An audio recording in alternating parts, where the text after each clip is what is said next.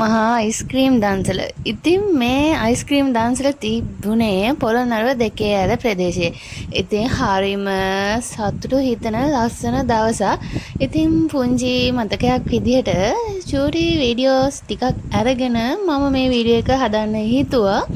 ඉතින් අපි වෙනසකටත් එක්ක තෝරගත්තේ ෆෘට් ඇන්ඩ් නට් අයිස්ක්‍රීම් එක. ගොඩක් දන්සල් වලින් දෙන්නේ වැනිලා, චොකලට් ඇන්ඩ් ස්ට්‍රෝබෙරිනේ.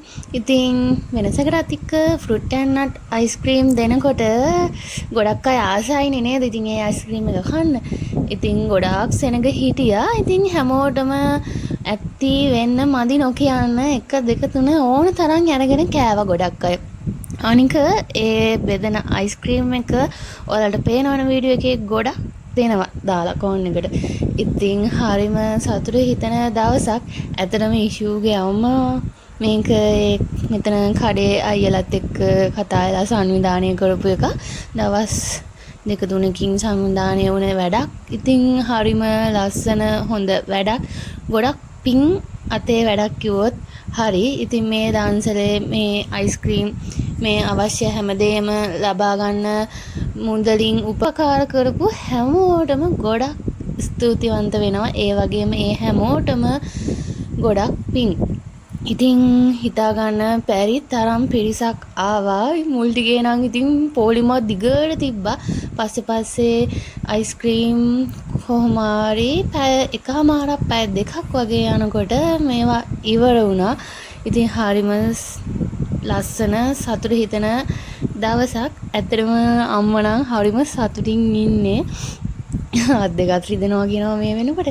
ඒ වුණාට හරිම සතුටින් ඉන්නේ. එයා ගොඩක් ආසාවෙන් හිටියේ මේ දන්සල සංවිධානය කරන්න. ඉතින් මමත් අයිස්ක්‍රීම් එකක් අරගෙන කාලා රස බැලුවා.